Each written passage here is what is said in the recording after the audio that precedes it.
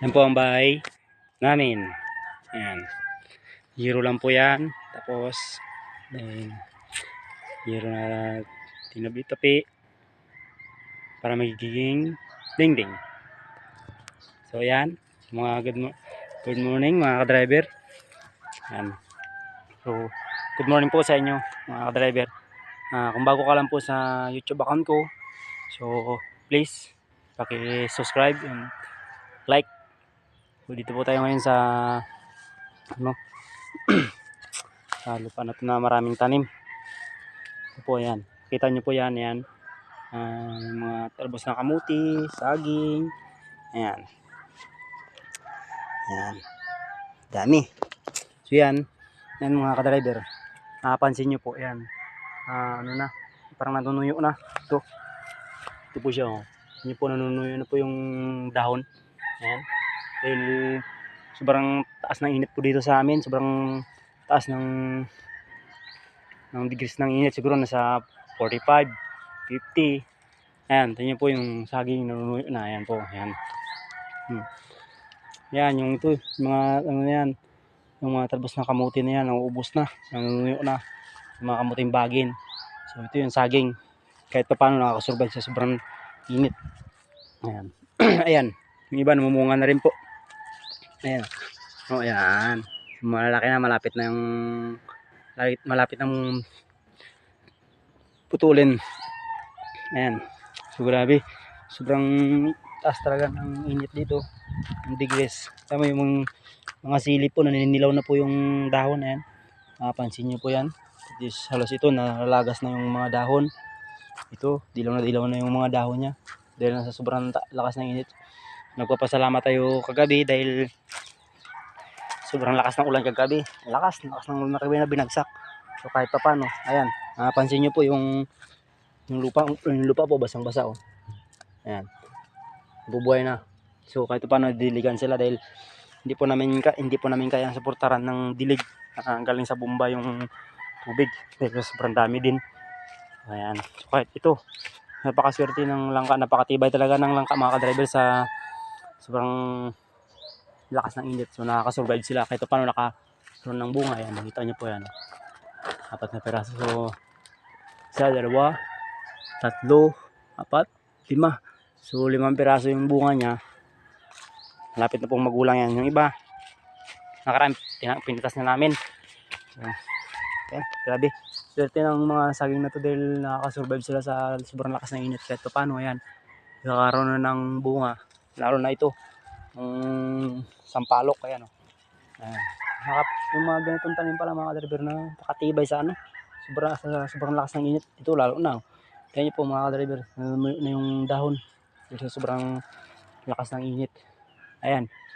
So kahit ito malapit na siguro bumunga. Ayan, ito. Ito yung langka na to. Malapit na rin bumunga to. Ayan sa taas may mga bunga na rin siya. Pero kaso lang medyo maliliit pa. So sana ito makasurvive sa sobrang lakas ng init. Pero kahit paano mga ka-driver, uminit na rin, umulan na rin kahapon tapos kagabi sa sobrang lakas ng ulan. Swerte na biyaya na dumating sa atin ngayon, blessing, umulan siya.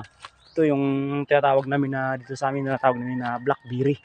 Ayan po siya, yung tinatawag namin blackberry. Ayan, yung blackberry na ito gamot, pero hindi ko alam kung bakit, kung gamot talaga to. Ito yung bunga niya mga ka-driver. Ito tingnan nyo po, natamis yung bunga nito eh. Ito yung bunga niya. So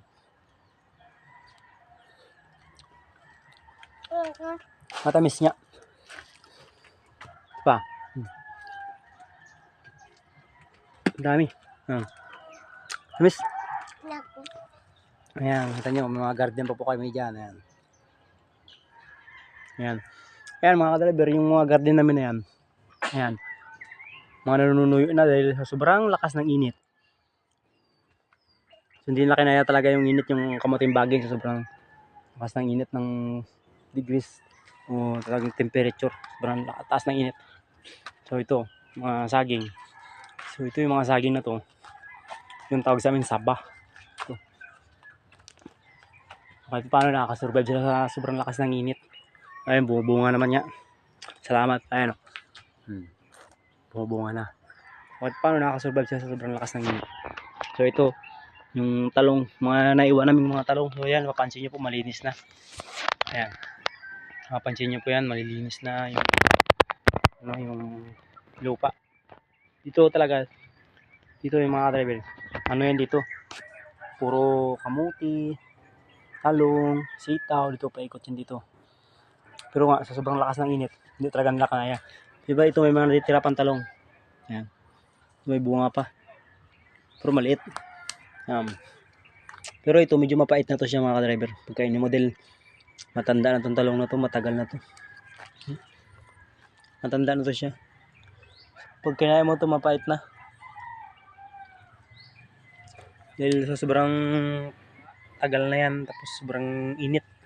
Pero kahit pa paano, nakakasurvive. Ito yung bahay namin yan. Simple lang. Kahit pa paano. Sana makakasurvive itong mga tanim na to. So, bawi na susunod. Ayan dyan mga ka-driver. Ito mga ano yan. May mga tanim kami dati dito na mga sitaw. Tanim ito mga sitaw. Tayo ayan. Sa papaya. Ito kahit pa paano yung papaya nakakasurvive sa sobrang taas ng init. Ayan. Diba? Yung mga bunga siya. So, pasensya niyo po yung camera natin medyo malabo-labo. Dahil mababa lang po ang ano nito ng cellphone natin.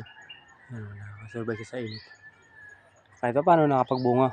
Tapos ito, yung mga bagong tanim na mga kamuti. Yan, kamuting bagin. Ito. Ayan. So, bagong tanim po yan. Possible pa lang. Ito, mga kamuting kahoy na yan. Mga bagong tanim kami ng kamuting kahoy. So, mga driver, yung kamuting kahoy, matibay po siya sa init.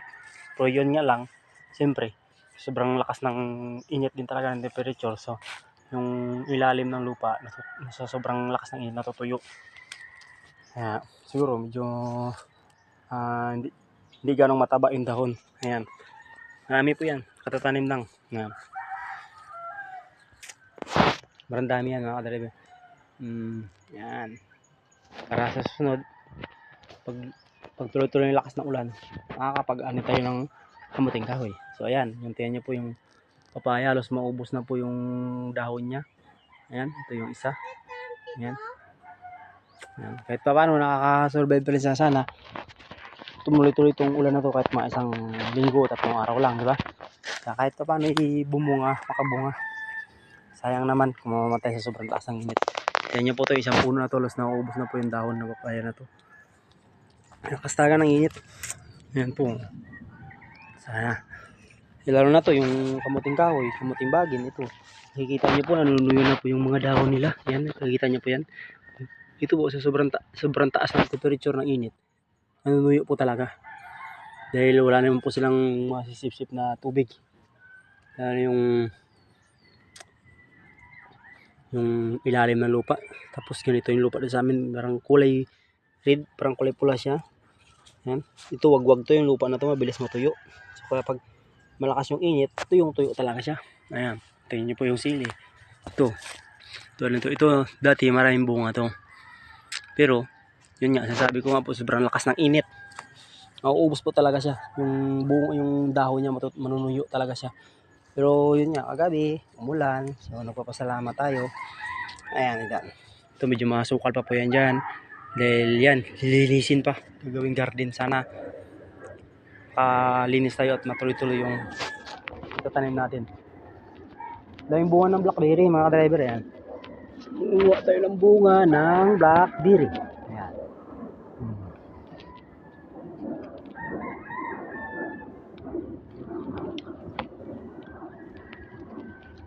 Tamis po.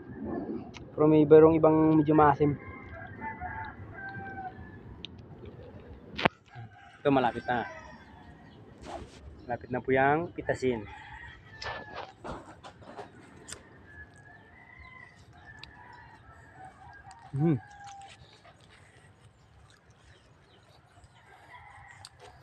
Blackberry.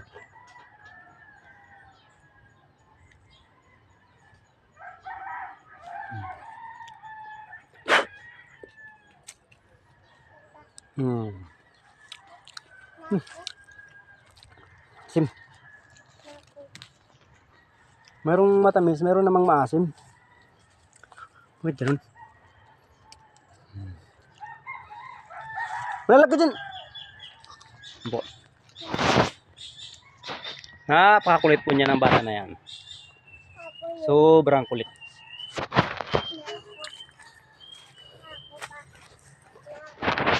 Ito yung bahay namin. Maghingi ka. Hingi daw siya. Bigyan natin na isa.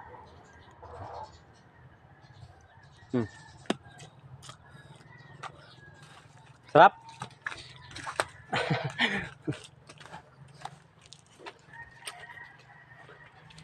So yan, napansin niyo po yung daon ng saging namin ito. Yan, medyo buhay na siya dahil naulanan. Nanunuyo na po yan nakarang araw yung init niyan. Dami po yan. Dami. So, ilang puno yan ang nandito mga kadrelit. Yan po yung yung sabi na yung gatong. Yan. So ito. Sariwa po to siya mga ka-driver. Din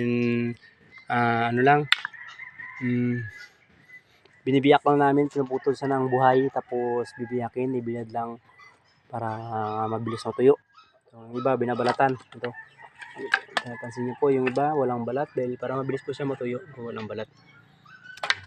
So naulanan kagabi, basa na naman siya ulit.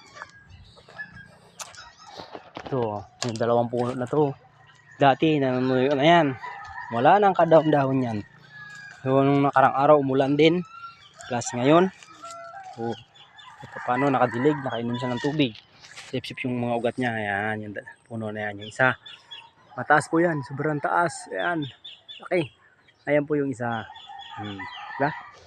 So dati wala ng dahon yan. Makikita mo na lang dati dyan sa yan, sa mga sanga niya na yan. Yung makikita mo dati dyan. Puro sanga na lang yan. Terus natakot na kayo. Baka bumagsak dun sa bahay namin.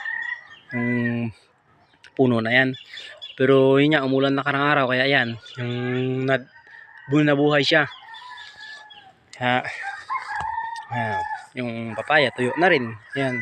Malawak po yan dito mga driver. Yung tinataniman namin ng gulay. Yan, mapansin niyo po. Mga kamuting kahoy. Yan yung kamuting kahoy. Bagong tanim na lang yun. Pero maliliit pa. Ito, yung malunggay. Ito nyo po yung malunggay. Oh. Bansot na. Naninilaw na yung dahon sa sobrang taas ng temperature ng init. Ayan. Ang dami. Yan. So yan, simula dyan. Hanggang dito. Ayan dyan. Dyan. Yan ang isang puno. Buhay na rin. Nagkakaroon na rin siya ng dahon dahil sa mulan. Ayan. Yan. Yung mga puno ng saging. May bunga na rin. Ayun. Ito. Bunga ng saging na to. Hanggang doon. Malawak pa yun doon. Doon sa pinakadulo niyan ay kalsada na. Highway. Ang dami. Ano talaga. So, salamat din na umulan. Diba? So, kahit pa paano magpapasalamat tayo dahil magkaroon tayo ng ulan. Biyaya. Yan. Ito ay malapit na rin siyang pitasin. Hindi pa pwede. Alanganin pang pitasin. Saging. Sarap yan yung saging sa bagoong. Sarap. So, pwede natin imukbang yan. Next. Mukbang natin yan. Saging, bagoong, kamuting kahoy. Imukbang yan next day. So pagkatapos nyan, mapitasan natin. Yan ang gagawin natin. Putulin natin yan. At ito pang merienda yan mga ka-driver. Ay, sobrang linis na yung tuyo na lahat. So ayan, hanggang dyan lang po yung video natin mga ka-driver. So kung bago ka lang pa lang po sa account ko, please po pa-subscribe at like and share. Salamat po. Nandito na po tayo sa loob ng bahay namin.